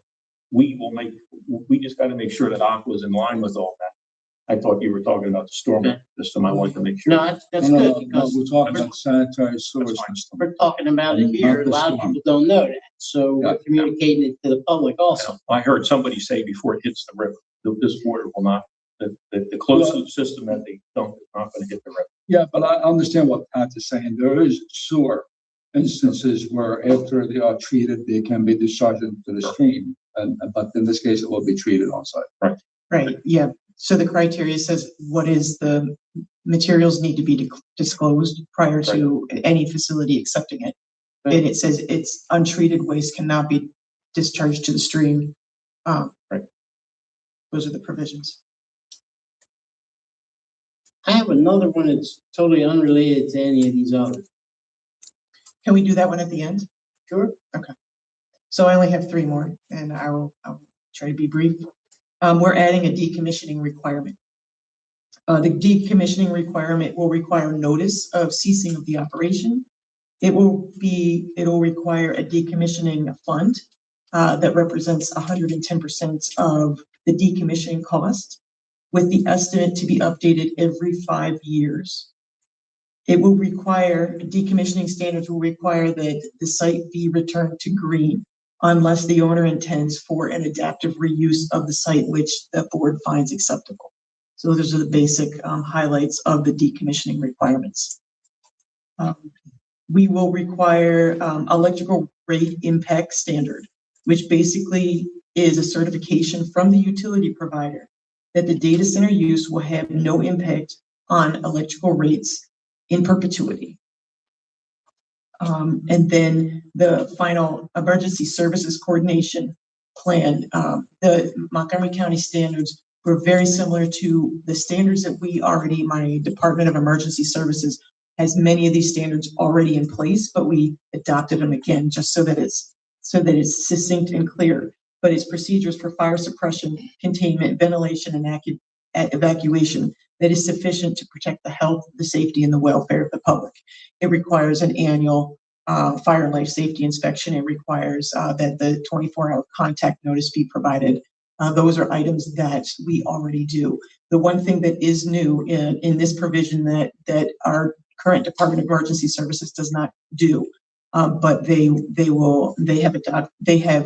we've talked to them and they're interested in working with this provision, is the energy storage systems, which is your battery storage. So there is a whole guidance document called NFPA 855 that regulates how energy storage systems can be set onto a property to ensure that it's safe for fire and life safety. So this is in this ordinance, but keep in mind that if you're interested in adopting these provisions, that there will be a follow-up conversation with the board sometime in July, August, September, in regards to how do we formally adopt this NFPA 855 guidance for energy storage systems to make sure that we're in compliance with state, local, and regulations for that. So there are like 2 things that are kind of separate, like the ordinance can be passed, but then we also need to pass this energy storage kind of like resolution thing in order to. And we would need to do that prior to construction, but we'll be looking at that later this summer. Okay. Yep. Greta, was there any consideration given to PFASs, which are known as forever chemicals, and anything about having data centers disclose what PFASs they are? I think about this for the general public, should there ever be a fire and contaminant, anything catches on fire, and also for disclosure to fire personnel and EMS personnel that might be exposed to things about it. So Sean's not here. Yeah. Sean is very Sean good has about been talking about researching this. this because And so every material that is hazardous nature already has to be disclosed. And they have to have procedures on site about what it is and where it's at and how much is held. And that's part of any industrial facility, not just this one. Yeah, because most of the servers and the computers use a lot of PFASs and as fire retardants. Right. And that has it has a big impact from a fire standpoint. So I will, I will take that question back. I do know Sean has a very good answer, and I don't want to try to repeat what he said because he's very, very well versed in this and what they're using and what is the trend.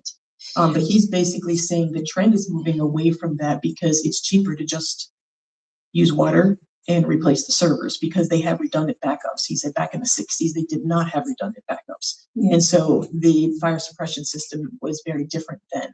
But PFAS, but I can have Sean give you a call and talk about what he sees with that. They're also used as part of the closed loop cooling system. And that's the other primary reason why I asked that, because and just for the public to understand the reason for my question is, or why I bring this up is the fracking industry, especially in Western Pennsylvania, when they were using chemicals as part of the fracking process, they had a lot of doctors sign non-disclosure agreements where they could not, if a patient came to them feeling that they were exposed to a chemical from the fracking process, they were actually not allowed to tell the patient what they were exposed to. And that's partially why I would like to ensure that it's documented. So these implementing of these wastewater disposal analysis is part of that. How is it disposed? What is it? And how do you treat it? And how do you dispose of it? Thanks. That is the end of my list. Is there questions or do we want to go on to new? I have questions to, can we require they have an on-site fire brigade? Because this is a specialized item. At least they could get it stabilized before we get to come in and assist. So the emergency standards that is proposed in this ordinance have been reviewed by our Department of Emergency Services. And we did have a lengthy conversation about that. And he is not recommending that be implemented. And I can have. I'd like to have a reason why, because I'm not trying to prevent them from doing fire suppression. I'm just preventing them to be safe or making them safe, because this is not something they deal with every day. And they would have technical people that deal with it. They would have an on-site fire equipment, not just a hose wagon, a pumper truck on site to take care of all this. And then we can come in and do whatever we have to do with supply and all that. But I'm just trying to look at something. This is a training. We have volunteers here. This is additional training for them. We can get a professional already come in and be required and paid for by the facility. It's not unusual. I mean, the Veterans Administration Hospital in Coatesville has a fire department on site. They also come off that facility to assist the surrounding townships with like structural fire. So I'm looking at that as a win-win for both of them. Right. We can look into I'm going to say legality of that, of putting that in an ordinance and get back. Yeah, it's just because I'm looking at it as to be able to use that equipment. And it just sits, because more than likely there's never going to be a big fire and stuff, but they have the equipment. Maybe we can get it that we can have it function to assist us for our need. We can look into it and get back to you. Okay. Sure. I think one of the things we can look at is making sure that an emergency management plan addresses all those kind of issues. But yes, we'll look at all those provisions. Okay. Is there any more board comment?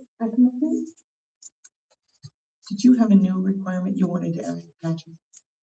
Oh, I wanted to talk about heat island. Is there a way we can regulate temperature?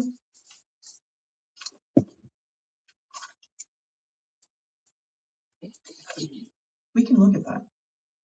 Okay, because that seems to be a concern. It seems to be a real thing. And I want to look into that also. Yeah, we can look at that. Mhm. So over.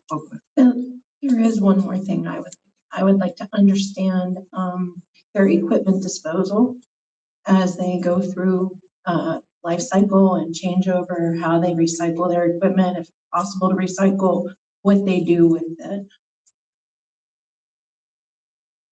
It's a very good question.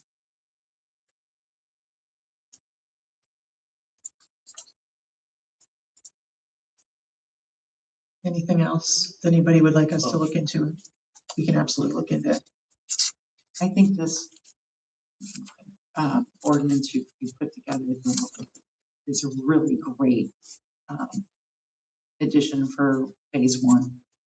And we've always talked about it being multiple phases, and like you said, we're gonna need to update this on a possibly annual basis. Anything with emerging technology, you're gonna see multiple updates as the technology changes. I think it's very well done by staff. Agreed. So I guess our question administratively to the board is, there's been some discussion on additional items to discuss. Do you want us to look at that, bring this draft ordinance back for further review before the board advertises it? Or do you want to put what we have before you for advertisement to get this adopted and look at this other stuff as additional amendments? That's really where we are. We will be back with a update to how we adopt the NFPA standards. So Right. Later this summer. And just to remind the public, this is just an authorization to advertise the public hearing. A full review of this ordinance will take place before adoption. Correct. Again, it will be advertised, public hearing, copies of the draft ordinance would be available if it's advertised. So do I have a motion to authorize of a public hearing for consideration and approval of the ordinance amending chapter 184 zoning as discussed this evening? So moved. Second. Do I have any additional board comment? So.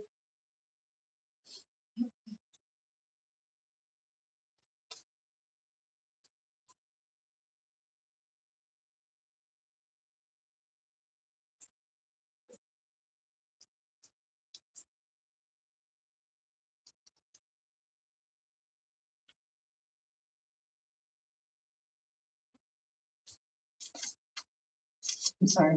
Okay. I'm sorry. Oh, I have a first and a second. So I have a first and a second. We're doing board comment before we move on to public comment. So I'm at board comment. Okay. No? Okay. Public comment. And if you have public comment, please come to the microphone.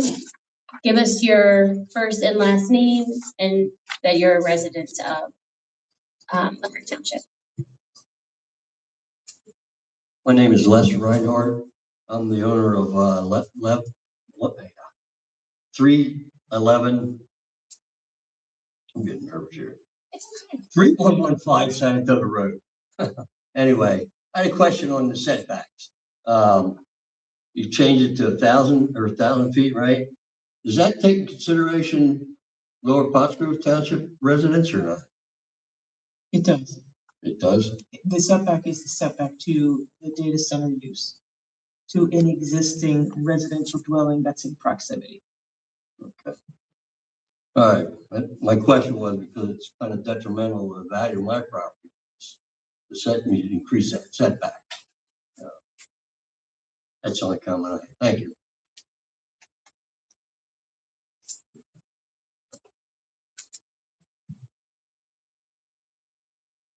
I need like 20 minutes.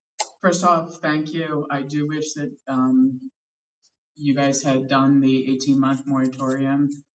Probably would have prevented the publicer application from being filed. We would only be fighting one and give us you guys a chance to revise the standards. Didn't hear anything about the light.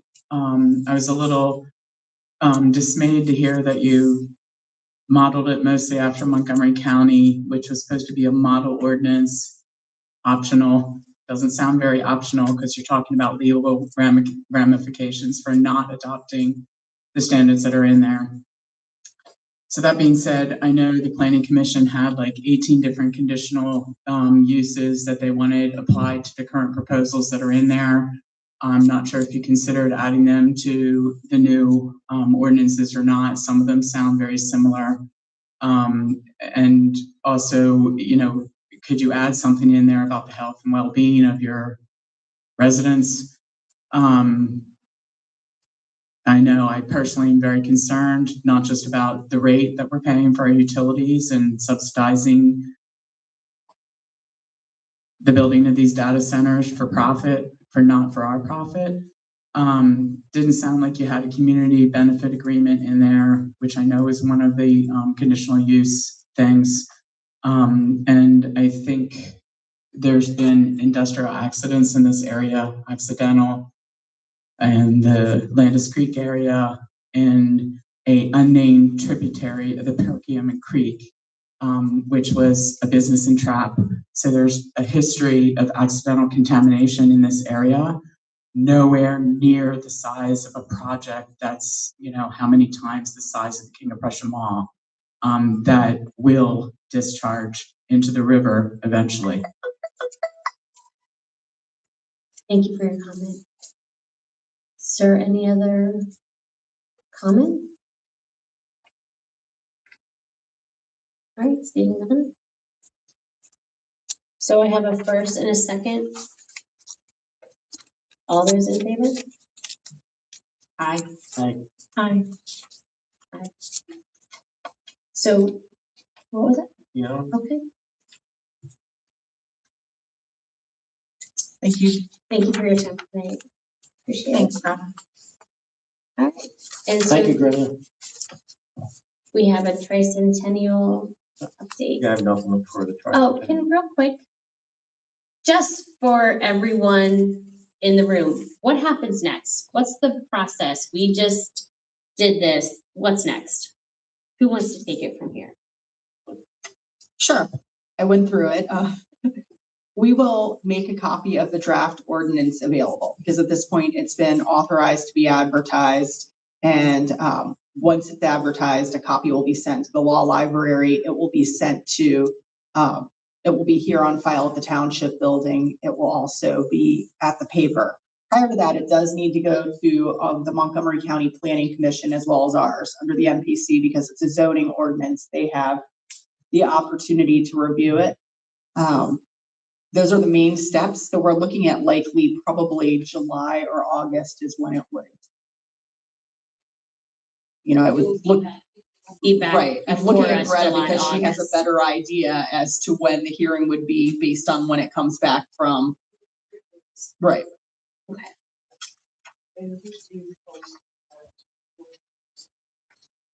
And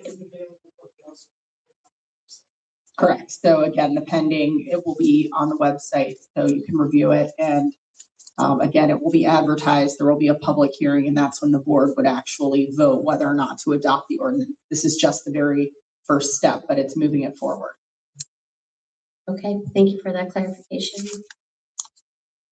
All right, do I have a tricentennial update? Yeah, I have nothing on tricentennial. Could you go over the date for the tricentennial celebration? Oh, well, the first one is the first phase of it, the first part of it is the Community Day on August 15th. And then the full celebration is August 26th, Saturday, August 26th. August or September? September, yeah, right, September. And we're selling t-shirts? We are selling t-shirts, yep. Then to jump in, this is you. We'll be selling We're selling all our wares. We're selling bags, t-shirts, hats. t-shirts, hats, pins. We have pins, we have stickers. They'll be being sold at the upcoming Elvis concert later this month. Out And back. you can see some of them in the display case too, in case you're not sure what you're looking for. Okay, do we have a manager's report?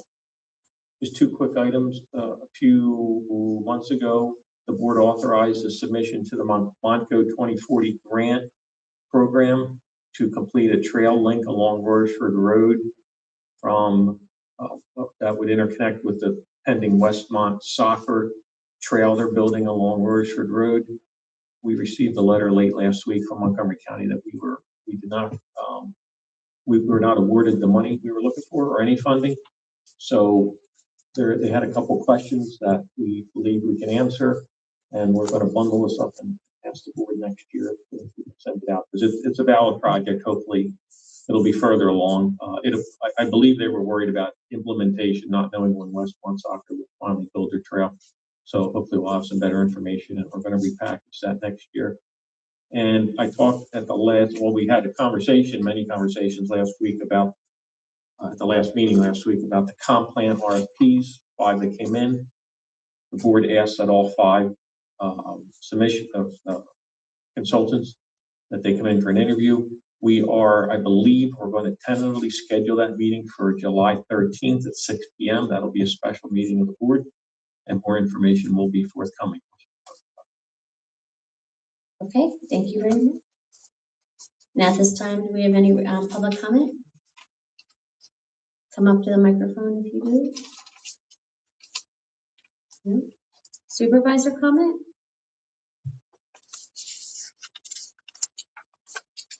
Seeing none? Oh, okay.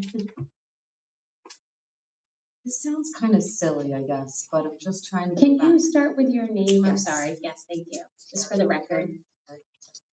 So you guys just went through a change or proposed change to the data center. Can you ordinance. go to we want you to hear you, that's all. It's specific to a specific piece. I pulled up the zoning map of Limerick Township, so it's a specific piece of property. So that's not going to apply at all to the public or property. It applies to public or property. It does not apply to public or application. If that makes sense. But some of the changes were specific to a corner of Evergreen and Okay, it ties into the first 2 ordinances that were adopted, or they reference specific sites, and we wanted to be consistent when we updated that it would encompass all of the area, and also update the ordinances that were already in existence, but it does not affect the pending applications. Understood. I'm disappointed about that, but I do understand that those applications were already on file. Right.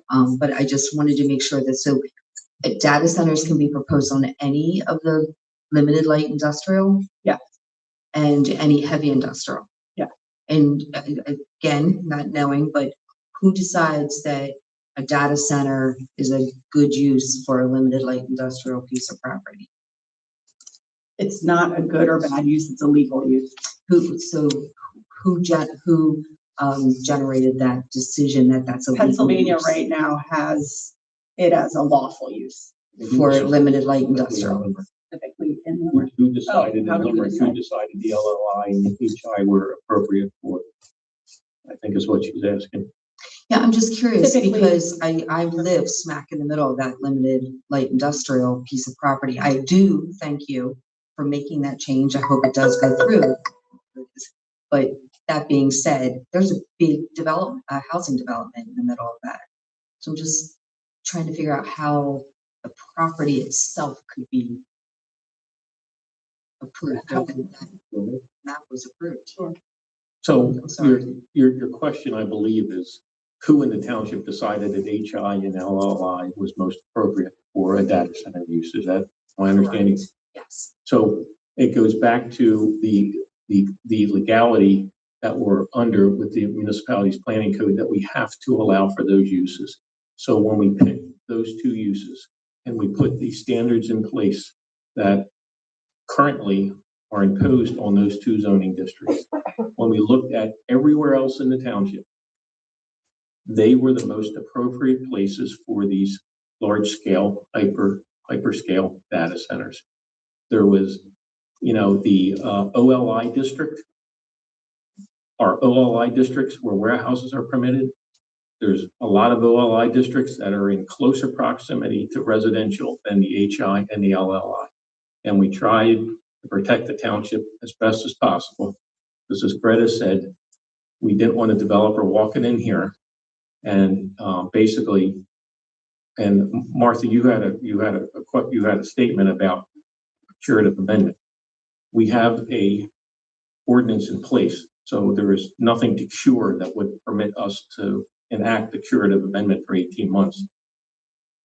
So with that thought, if we didn't do the ordinances back in 2024, the developer walked in and the township said, no, we don't want a data center in an OLI district where a warehouse is permitted and we're going to take you to court. A judge probably would have said, well, it's a warehouse, go ahead and build in closer proximity to residential uses than the current LLI and the HI. So we understand it's not perfect for everybody.